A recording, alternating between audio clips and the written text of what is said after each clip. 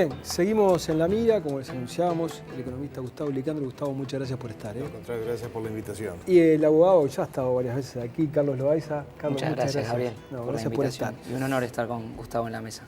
Para que ustedes tengan una idea, en un artículo escrito hace poco por Carlos en El Observador, él habla que acercarse a estas medidas de la OCDE implicaría modernización del Estado, buen gobierno corporativo, mejor educación y medio ambiente, y le permitiría al gobierno de centroizquierda, por ejemplo, emprender reformas modernizadoras conteniendo radicalismos ideológicos valiéndose del marco de una institución de prestigio como la OCDE. Mientras que Licandro ha declarado que acceder a los pedidos de la OCDE puede ser tremendamente arbitrario, tanto como arbitrarias sean las administraciones de otros países con aquellos contribuyentes a quienes quieran perjudicar por razones de cualquier tipo.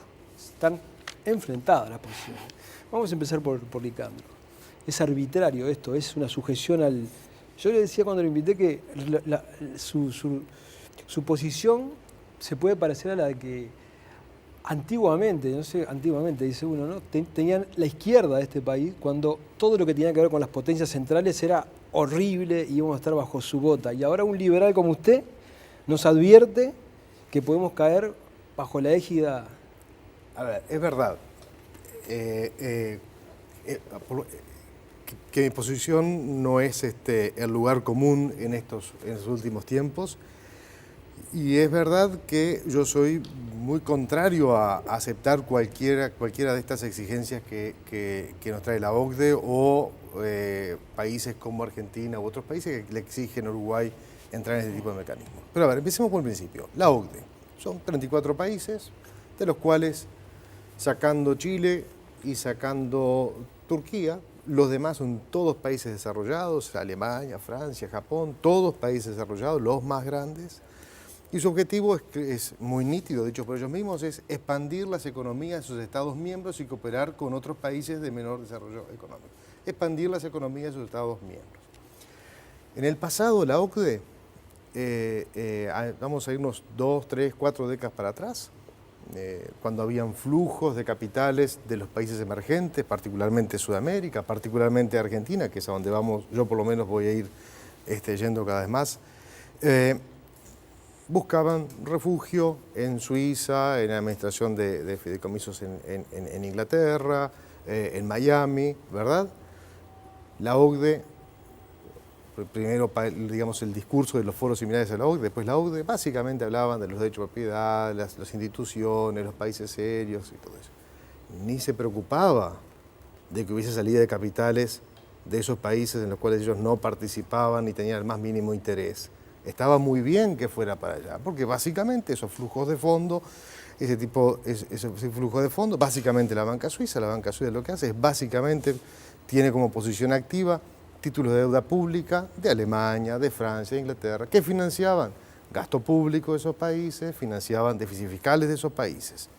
Y así pasaron las décadas, en las cuales nadie los escuchó chistar de todo esto. Hasta que los flujos de capital empezaron a venir hacia estos países. El exceso de déficit fiscal, problemas macroeconómicos en esos países, al tiempo que también los hubo en Estados Unidos, donde hay una fuerte baja de tasas de interés, una fuerte empuje de liquidez, producción, digamos, en exceso de liquidez en la economía americana, donde básicamente en un programa de recompra de deuda pública con emisión de dinero, básicamente Estados Unidos con mucha liquidez y tasas bajas, Europa básicamente con problemas en sus bancos, en sus fiscos y en incumplimiento de deuda pública, o sea, papel picado, esa gente que buscaba salir de esos activos financieros y volver a países emergentes o ir a países emergentes donde encontraba rentabilidad y en algunos casos como Uruguay, seguridad y tranquilidad. Entonces ahí sí aparece la OCDE, ¿preocupada de qué? Preocupada de que estos flujos financieros no fueran, digamos, en el sentido contrario al cual ellos habían alentado en el pasado.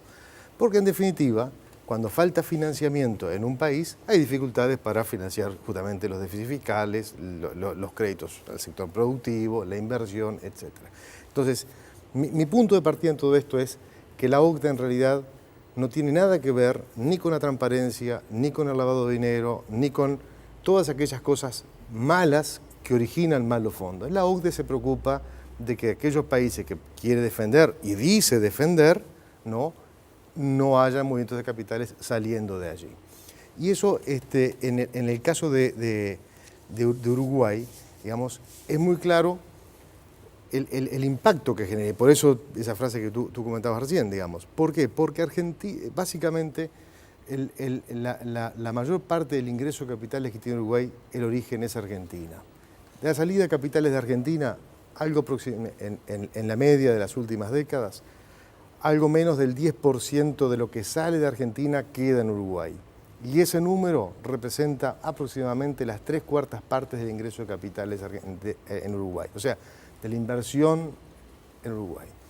O sea, Uruguay, eso explica también por qué Uruguay durante tanto tiempo ha tenido y tiene déficit en la cuenta corriente de balance de pagos. ¿Usted entiende que si esas normas se aplican, ese volumen importante de argentinos que vienen aquí, parte de eso no vendrían? Y bueno, si se siente inseguro con la protección que han tenido siempre en Uruguay, porque Uruguay básicamente, ¿qué es lo que les ha ofrecido? Les ha ofrecido una administración que no contribuye con administraciones que se dedican a violar los derechos de propiedad, expropiarlos, especificarles los activos. Carlitos, ¿es oportunista la OCDE, como dice Licandro? No, yo conozco los argumentos de Gustavo y por supuesto los respeto.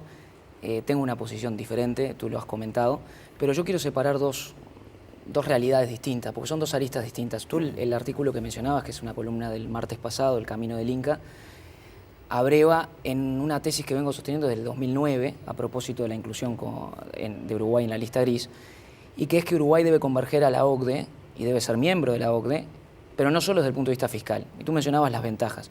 Yo creo que efectivamente nadie duda, más allá de teorías conspirativas, pero nadie duda que la OCDE defiende el interés de sus miembros, también defiende el desarrollo equilibrado, porque su origen es el Plan Marshall y parte de la ideología de decir, si hay un desequilibrio económico muy grande a nivel mundial y dentro de los países, lo que se genera es guerra. O sea que ese es el origen de la OCDE. Y la OCDE genera un pensamiento crítico de vanguardia hoy a nivel mundial, lo cual ya en sí mismo es un gran valor y le da legitimación, pero a su vez tiene un nivel de enforceability, de coercibilidad, que no existe en el derecho internacional público en otras instituciones. Hoy, la capacidad de lo que ellos llaman el name and shame, de apuntar, de avergonzar y luego de amenazarte con sanciones económicas, es tan fuerte que ningún país ha escapado de esta corriente de la que estamos hablando. Después lo podemos hablar en el ámbito tributario, pero tampoco en otros. Yo creo que a Uruguay le convendría enormemente ingresar en este proceso en el que ha ingresado, yo mencionaba el Perú, Colombia, Chile, en nuestro continente también, que son todos países que están en la Alianza del Pacífico, que son países pujantes de Sudamérica y que se aproximan de esa manera al desarrollo con una visión menos maniqueísta y menos conspirativa, en el sentido de que hay que medirse con los mejores. Hay que buscar quiénes son los mejores, hay que abandonar este complejo de decadencia que tiene el Río de la Plata y hay que buscar medirse con los mejores, como supimos ser nosotros, y tenemos que buscar el desarrollo a través de esa vía. Eso no significa una visión ingenua, y aquí separo del aspecto tributario, en el que me interesa tocar y más a fondo. Tributariamente el Uruguay ingresó en un proceso que no eligió, de revisión por sus pares, de convergencia hacia la transparencia. La transparencia, el auge de la transparencia, tiene muchas causas. Por supuesto, la crisis de los países desarrollados, también las ambiciones de Ángel Gurría como secretario general de la OCDE, de reelegirse, muchos aspectos humanos, colectivos, pero eso no significa que el proceso no sea legítimo. Yo ante ese proceso tengo dos puntos a decir muy claros y voy a ser conciso. El primero es que ideológicamente un país no puede proponerse en el mundo de hoy como un país que recibe dinero opaco de otros países. A Uruguay no le corresponde juzgar si Argentina tiene un sistema de determinadas características o de otras, o si Dubái tiene un sistema que no se respeta a la mujer. Le corresponde juzgarlo en los organismos internacionales, pero no puede basar su sistema en esconder dinero ajeno. Eso no es aceptable en el mundo de hoy, y a su vez ni siquiera es tan relevante en el mundo de hoy. Lo que recibimos hoy, el sistema financiero argentino, que es lo que toca el intercambio de información automática, es el sistema, los depósitos, esto lo confirmé ayer con Ignacio Muncho, lo conversamos, es el 15% de los depósitos, los de extranjeros, de los cuales el 75% son argentinos. O sea, hoy no es una hecatombe del sistema financiero, aunque se fueran todos los depósitos argentinos. Cosa que a mi juicio además no sucedería, porque en mi experiencia reciente los argentinos están tomando Uruguay como un sitio, una jurisdicción en la cual diferir impuestos. Pagan su impuesto de bienes personales, su impuesto al patrimonio por la participación que tienen en sociedades uruguayas, y a su vez y difieren las rentas hasta cuando las repatrian, digamos.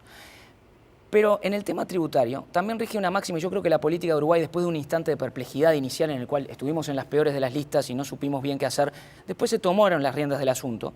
Y al día de hoy es una estrategia más gatopardista, o sea, quiere cambiar algo para que no cambie nada, y a su vez de ganar tiempo. A esto me refiero, hay una historia de una fábula de Samaniego muy divertida, que también la recogía antes La Fontaine, que es aquella en la que el rey escucha que hay un charlatán diciendo que le hace hablar a los burros. Entonces el rey lo llama y le dice: le voy a contratar un número de burros para que los haga hablar.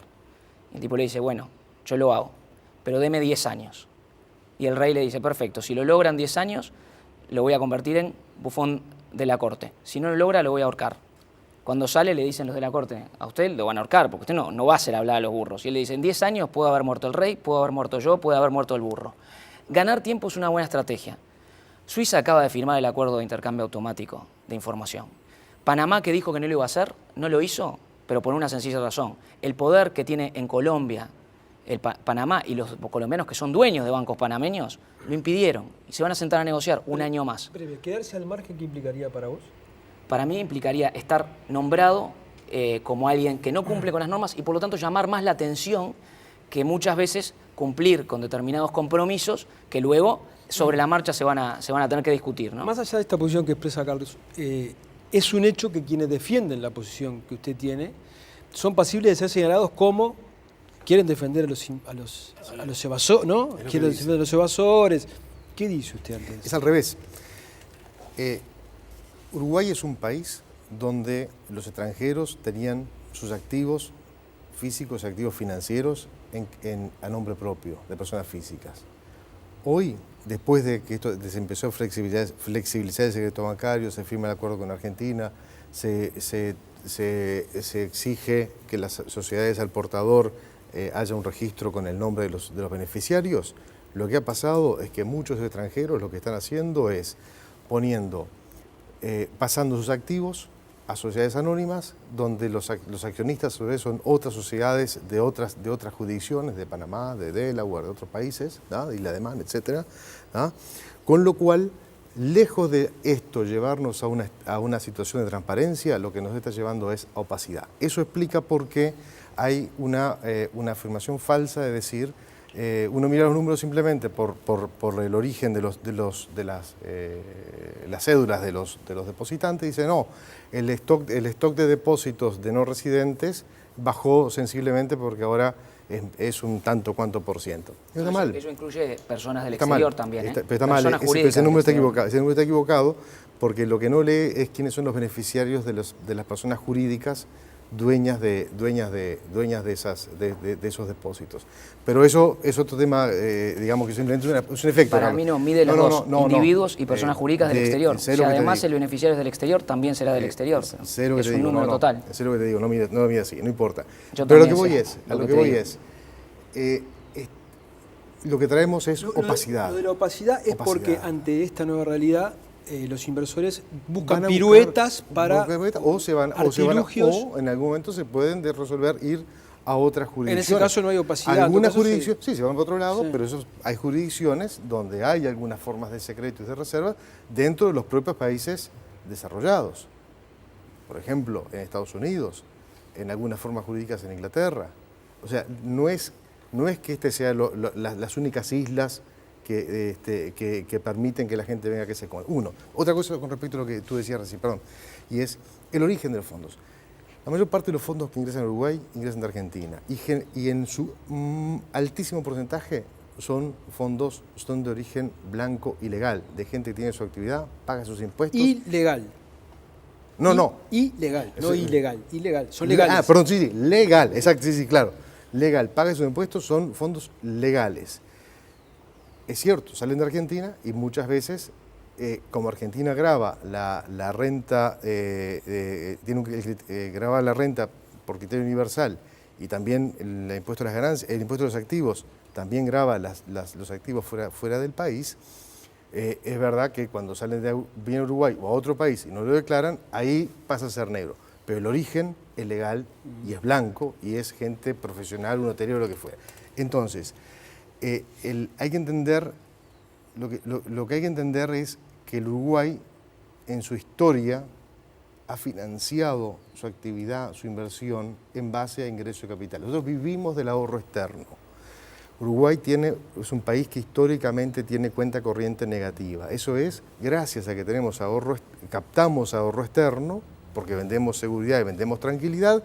La sociedad uruguaya tiene un nivel de vida más alto de lo que tendría con lo que produce internamente. ¿Ah? Entonces lo que quiero decir es clarito, si vamos por este camino, que es decirle a quienes siempre han sido nuestros financiadores del exterior, decirle se terminó, entonces hay que decirle a los trabajadores de la construcción que se termina la actividad de ellos, hay que decirle a los obreros que la inversión va a bajar y que va a conocer niveles de pobreza que hasta ahora no conocieron. Tu posición, Carlos, yendo a esto, ¿no? Si bien abrevan el discurso de la transparencia, etcétera, etcétera, ¿puede ser en algún aspecto inocente en no medir las consecuencias?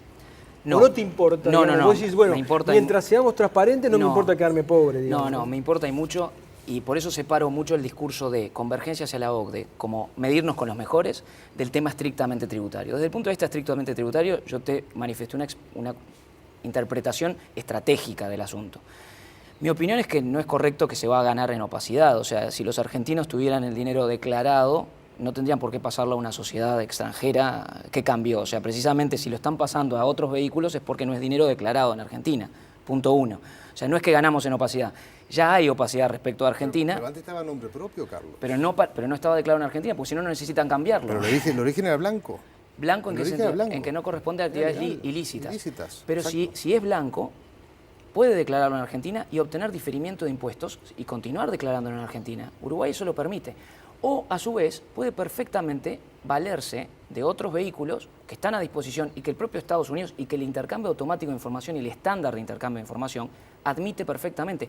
El estándar admite que no se designe al beneficiario final de las cuentas. Menos importante para ellos. Por Ellos se ejemplo, preocupan de que el gobierno los expropie, le especifique los activos, se lo cambie por bonos, o sea, que los roben. La gente no quiere que los roben. Ese dinero ya está afuera, Gustavo. Justamente, no está en Argentina. Está afuera porque no quiere que los roben. Pero no lo pueden obligar a traerlo. Ese ya es otro tema. Es un tema distinto. Pero por eso lo sacan, Carlos. Pero Uruguay esto Él no... dice que no quieren que lo roben los argentinos. Claro. Por supuesto, pero ese dinero ya está afuera. No está en Argentina. Los argentinos, yo tengo contacto todo el tiempo a personas argentinas que tienen su dinero en Uruguay y lo que están diciendo es Uruguay ya no es una plaza para tener dinero negro. Pero sí es una plaza para tener mis inversiones inmobiliarias, mis inversiones financieras declaradas, y por lo tanto yo no tengo un problema con Uruguay. La afinidad cultural, histórica con Uruguay no ha parado. Y en este proceso de convergencia hacia la transparencia, Uruguay no solo no ha decrecido la inversión extranjera, sino que ha aumentado sensiblemente. Eso son datos empíricos. De manera que desde el punto de vista tributario yo creo que es mucho más inteligente valerse dentro del marco señalado y continuar dando ventajas a los extranjeros que directamente oponerse al mundo y por lo tanto llamar más la atención. Hay mecanismos para que siga habiendo inversión en Uruguay. Incluso hoy en la jerga internacional, no hay países que hayan hecho algo distinto. Suiza ayer firmó el acuerdo de intercambio automático, firmó el compromiso. Panamá ganó un año y lo está negociando con Colombia, que viene a ser su Argentina, con una diferencia, que los colombianos están haciendo mucha presión, no así los argentinos, para que Panamá no intercambie información. Pero además, en la tributación internacional de hoy se dice, ya no es posible, ya no es admisible, no se gana reputación siendo una plaza offshore. Ahora lo que hay que jugar es un camino intermedio, y Uruguay puede jugarlo, que es ser una plaza midshore, que es continuar recibiendo inversiones extranjeras directas, porque el sistema financiero tiene que existir, da un empleo de alta calidad, pero lógicamente tenemos que dar empleo a otra cantidad de personal no calificado, y para eso necesitamos inversión en pasta de celulosa, energía y otra serie de sectores. Pero eso no demanda trabajo, pasta de celulosa y energía demanda son construcción, 4 personas. no. Por supuesto que no. El giro después genera unas externalidades positivas en la economía inmensas. A la vista está nuestro desarrollo actual. No es el empleo. Fuera de eso, además, Uruguay puede seguir jugando a ser midshore en el sentido de seguir dando ventajas a los extranjeros, como por ejemplo, en Uruguay, cuando se hace residente un extranjero, tiene la opción de tener una vacación legal de 6 ejercicios sin declarar sus rentas en el exterior. Esa es solo una de las medidas. Otra, hay que registrar al propietario de las sociedades, pero no al beneficiario final, que no tiene por qué declararse al fisco uruguayo y por lo tanto el fisco uruguayo no puede intercambiar esa información. Muchos mecanismos que se denominan loopholes, que las jurisdicciones inteligentes, Hong Kong, Malta, están utilizando para poder estar en el concierto internacional sin ser mal vistas. O sea, para seguir captando esas inversiones, incluso las financieras, sin quedar pegadas, digamos. Yo le voy a hacer la pregunta cambiada, no sé cuántos minutos nos quedan, pero como para ir redondeando un poco, ¿no? La pregunta cambiada. ¿Qué pasa, a su juicio, si Uruguay accede a todos los pedidos de la OCDE? Yo creo que tenemos un alto riesgo de que el ingreso de capitales hoy está en los últimos años entre 5,5 y 6% del producto, en función de esa situación internacional, que ese proceso de ingreso de capitales se frene, y se frene fuertemente. No estoy diciendo que haya salida de capitales o que sea negativo, digo que se frene. Si se frena, el ingreso de capitales financia básicamente la inversión externa directa, financia el incremento de crédito consumo y financia el gasto público. Esto es las políticas sociales del Estado. Entonces, uno de los riesgos que yo veo es vamos a tener dificultades de financiamiento por lo que es el ingreso de capitales, que repito, es un número muy importante que permite un elevado nivel de consumo y gasto de las familias en Uruguay. Si está bien que eso pase, entonces hay que avanzar por el camino ese. Yo creo que no está bien y creo que hay un alto riesgo.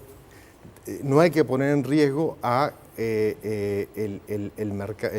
la libertad de mercado de capitales en Uruguay, porque eso, repito, explica muchos años de inversión y de vida familiar.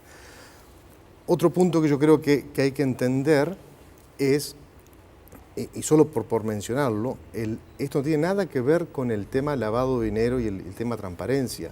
El tema lavado de dinero, el origen ilícito de los fondos, es básicamente competencia y son las normas que aplica Gafisud para los países, en los cuales Uruguay y Chile son los países de Sudamérica que mejor cumplen con el Gafisud.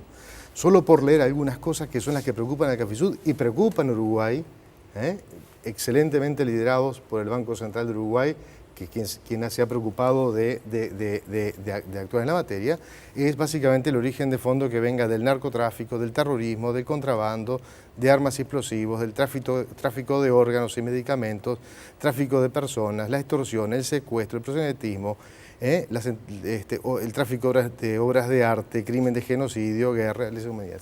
Lo que voy es, eso es lo que tenemos que preocuparnos que en Uruguay no pase. Y eso no pasa en Uruguay. Y si pasa, hoy por hoy es una parte muy menor del movimiento de capitales que en Uruguay. Tenemos que preocuparnos, lo que no podemos es correr el riesgo de refundar este país y bueno, y si nos empobrecemos, no pasa nada. Porque la OCDE, el día que Europa empieza a mejorar y el nivel de actividad en Europa empieza a subir y la recaudación fiscal empieza a subir, la OCDE se va a olvidar de todo esto, ¿ya? Y se va a preocupar del calentamiento del globo terráqueo y alguna otra cosa más que ande por allí. Esto responde a la necesidad de sus países socios de evitar que haya flujo de capitales a los países emergentes. Entonces, tengo claro de que es un problema para nosotros, hay un tema reputacional. Es verdad, hay un problema reputacional. ¿Lo ves al gobierno de izquierda accediendo a esto? Yo creo que el comportamiento de los últimos 10 años en todas las normas en materia de seguro, de secreto bancario, el tema de firmar los acuerdos de intercambio de información con otros países, haber grabado las rentas financieras de fuente extranjera. Para mí, las peores cosas que han pasado en mucho tiempo y poca gente habla del tema, eso es tremendo, ¿no? Creo que ¿Lo ves? El camino en que vamos es el camino de tratar de cumplir con la OCDE. Te cambié la pregunta. ¿Qué pasa, qué te parece que pasaría si Uruguay no accede a estos requerimientos? Me parece que, primero que nada, yo no creo que pasara lo que dice Gustavo. Yo creo que el Uruguay ya está en un proceso de convergencia y no ha pasado nada de lo que se augura que va a pasar. Yo creo que Uruguay, al contrario, cuanto más converja y mejor quede, ganando tiempo, muchas veces, ganando todas las oportunidades técnicas para seguir recibiendo esta inversión, más inversión va a recibir. Y creo que, efectivamente, cuando mejore el mundo desarrollado, cuanto más tiempo hayamos ganado, mejor. Y cuanto más hayamos podido mantener nuestro sistema aspectos atractivos sin quedar como los peores de la clase, mejor. Lo que sí creo, y otro punto que quiero decir es, sí hay una convergencia entre las normas de antilavado y las normas tributarias internacionales. Uno de los aspectos que vivimos hoy en el mundo tributario internacional es la convergencia de las normas antilavado y las normas de Gafi. Y uno de los temas que está tratando Uruguay y que va a tener que resolver también es si el delito de evasión fiscal es precedente para el lavado de activos. O sea que precisamente cuando eso suceda, y no hay muchos países que hoy se estén oponiendo a esa posibilidad, eso va a cobrar todavía más importancia. Ese es un proceso de convergencia realista. Lo que sí creo que que es un impacto que tenemos que revisar y muy seriamente, es que este tema supone un balance entre dos derechos. El derecho de los estados a recolectar los impuestos para financiar el gasto público y los servicios públicos, que son esenciales para el desarrollo de las personas, y por otro lado, el derecho a la intimidad y el derecho a no autoincriminarse que tienen los contribuyentes, o sea, a no develarse para perjudicarse a sí mismos. Eso es muy difícil de resolver y el intercambio automático, al ser automático y ser al barrer y no ser caso a caso, representa, no solo para la normativa interna, cambio de normas de secreto bancario, sino para el modelo antropológico en el que estamos viviendo, que es un problema que yo lo veo y grave, porque hay una esquizofrenia, hoy yo lo he mencionado de esa manera, entre una voluntad, un exhibicionismo extremo en las redes sociales y una voluntad de preservar mucho la intimidad. Hay que depurar ese tema y resolverlo. Y a su vez, creo que es el momento del Estado uruguayo y de todos los estados, pero en particular del uruguayo, que es el que nos convoca y nos interesa, de así como tiene mucha información y es muy transparente, comenzar a utilizar esa información en beneficio del contribuyente. ¿A qué me refiero? Las inspecciones fiscales tienen que tener un límite acotado en el tiempo. Cuanto más información tiene el Estado, más rápido tiene que poder resolver los asuntos. Si tiene información de lo que gasto, tiene que permitir deducírmelo en los impuestos. Ese tipo de correcciones son en lo que Uruguay tiene que trabajar, a mi juicio. No tiene que ir a contrapelo del mundo, al contrario, a mi juicio, fuera de lo tributario, tiene que converger con el mundo. Pero en lo tributario en concreto tiene que ganar tiempo, ser inteligente, estratégico, como lo es Suiza, y al mismo tiempo tiene que empezar a darle derechos a los contribuyentes. ¿Y lo ves a este gobierno yendo en ese rumbo?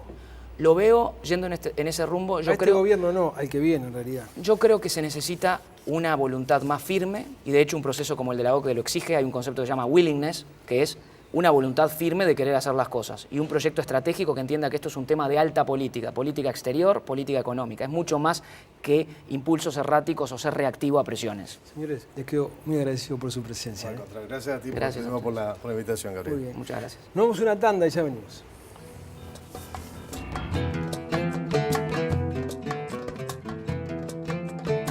Presenta Catunasí, Terminal Cuenca del Plata. Jaume Iseré, su socio estratégico en comercio exterior y logística. Pronto, el préstamo de los uruguayos.